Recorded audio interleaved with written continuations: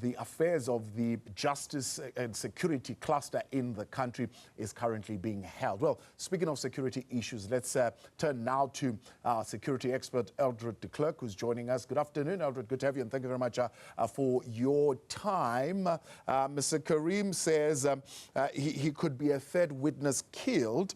He claims that testifying at the Madlanga Commission would be a gamble with his life because of the kill rate. Let's address that statement firstly. I mean, you talk of a kill rate, can you really say there is that much of an issue at the Madlanga Commission when it comes to death threats and the life of those who testify? Well, yeah, no, it's a bold claim. Let's, for the moment, accept that he is concerned for the life of his family, as he says himself, and his employees. He is unfortunately the only one who can actually testify or take the commission into its confidence, into his confidence, by explaining the nature of the threat, what's the source of the threat, and therefore a credible assessment can be made as to the viability of the threat. He's the only one who can say that. Just to claim that his life has been threatened in the light of the fact that he's a known character. I, just before this, went and did a search online and got various bits of information about him, his businesses, his province, where he was, his full name. All of those things are readily available. A determined adversary that's out to get him doesn't need much, and they don't even need his appearance at the commission or the dates to be able for him to be taken out, so to speak. So the credibility of the threat, he's the only one who can sit down with the commission and make an assessment of that. An in-camera testimony versus a protection officer. I mean, they seem to think that an in-camera better protects than a security officer. What would be your analysis of that? Well, no, it's a bit of nothingness, unfortunately. The only thing that an in-camera will do is postpone what might be the inevitable. If a determined adversary is willing to get you, they will get you, especially if they're willing to sacrifice themselves in the process. What's the risk of appearing in person as the transit security, as the being in transit between point A and point B, where point A and or point B or both is known and your likely route is known? That makes you vulnerable to somebody to execute or to act on their threat. That is the highest risk in terms of getting him to appear in person. One, his route he'll take from point A to point B, where he's likely to stay if he has more than 1 day of testimony. And the commission, even without doing a full threat assessment or threat and risk assessment, because they have to decide what happens if they do nothing, which is the risk factor, they can put the highest level of security in place and then mitigate the level of security depending on further information that becomes available to them to be able to do so. So there is no, to my mind, no substantial difference between does he do this in person, does he do it from a remote location. If either remote location is known, his route to the remote location is known, he stands the same kind of risk or the same measure of risk than coming to appear in person. So what you're saying there, Eldred, is that even as we sit right now, even without Mr. Carrim having given the commission the type of information that you articulate, the origins of the threat and all those details around this particular threat and where this threat could possibly be coming from and what it means, the commission right now can still give him the protection that he needs, because the legal representative says, well, how is a threat and risk assessment going to be done in 48 hours? Well, absolutely. Firstly, we're assuming that this may have something to do with his appearance at the commission, and it may have nothing to do with his appearance at the commission. So, but what the commission can do is to say, fine, as of right now, we understand your client is concerned. We want to make it entirely possible for your client to come and testify. We don't want to take away that opportunity. And it's a responsibility on us to ensure that we put protection in place, they can go to the highest level of threat. They can say, what is the worst case scenario, and plan for that. That means that a very invasive form of protection is put in place where every movement of his is curtailed, it's regulated, of that and his family.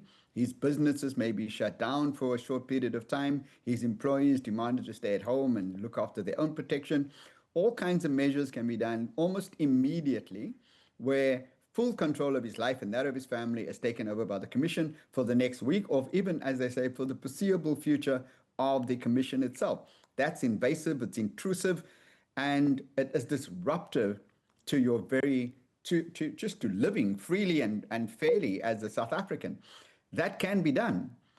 It's only on once that's put in place, then you start knocking that back systematically once you understand more about the threat and more information becomes available from who the threat is likely to come from and their modus operandi. Are they likely to shoot you? Are they likely to place a bomb? Are they likely to assassinate you from a distance? Are they likely to poison you? All of those kind of things means you start adjusting the kind of protection you put around him, and you could either relax that protection or you increase that protection. Let's talk about that risk a little bit. Right now, the Commission can take over his life. Yeah.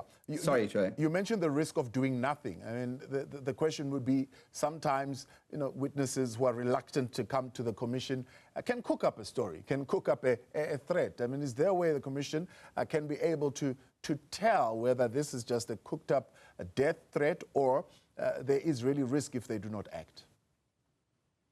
Well, you're talking about, you're talking of consummate professionals, assuming that this is done by the South African, the SSA, our security agency, and that they go and sit down with him and his legal counsel as of this afternoon and start interrogating the nature of the threat. In a very short period of time, they would be able to tell, asking him very poignant questions, whether this is a credible threat or not. Let's assume that it is not a credible threat, and the Commission determines it to be so, and they do nothing, and something in fact does happen to him. Will the blowback be to the Commission? Of course it will be. So even if the Commission says that the threat is relatively low, which they've done, as they say, by applications from other people, they've said the threat is low, nothing is likely to happen, you will come and testify in person. The Commission has to weigh up that risk. And the professionals that is supporting the Commission, those tasked with doing that threat and risk assessment, the same people who would have done it for the Commission and the Commission staff itself, would be able to put in place the necessary measures and even consider the measures he currently have in place and say, those will suffice for the moment. Should you need it to be augmented, should you need it to be strengthened in part, like when he comes to the Commission itself or when he's overnighting somewhere, the Commission will take care of those components, working hand in glove with his own security staff. Bearing in mind, last point, that to get at somebody, and we can ask world leaders, all you have to do is compromise their own security detail or people on their own security detail, who then means that you have an opportunity to execute the threat. How does the Commission, thread that balance between transparency in terms of saying, well, witnesses are actually been given safety here, but also not jeopardizing the effectiveness of that security that is being given to the witness? Well, security is always a balancing act, and there's no magic formula for it. We know that, as we've already said, that security is invasive, it's intrusive, and it's resource intensive. And the Commission has the responsibility to determine that, one, we would like South Africans to hear firsthand and unfiltered what has been said. The Commission, through just today, we saw a brilliant example of what a very well-run, professionally staffed Commission is, both in terms of the Commission's demeanor, its tone, and that of the evidence leaders, patiently walking through and actually responding to every bit of the legal counsel's argument. We could see that as South Africans. Some people found it to be tedious and boring. Others and we hope we'll all see it as an example of commission work well done.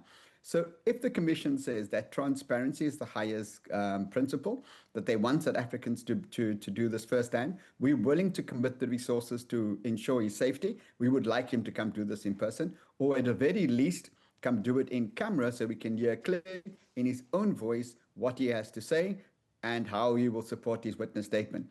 That is the highest yardstick for the commission. And the commission would then say, do we have the resources to be able to make this happen? And if yes, then they'll go ahead and go with their first principle of transparency. If not, and in person, if not, then in camera. Whether he'll be able to say, I will only submit which is not what he's asking for, a written affidavit and not appear at all, then that's another ask. And for at this time, he's not asking for that.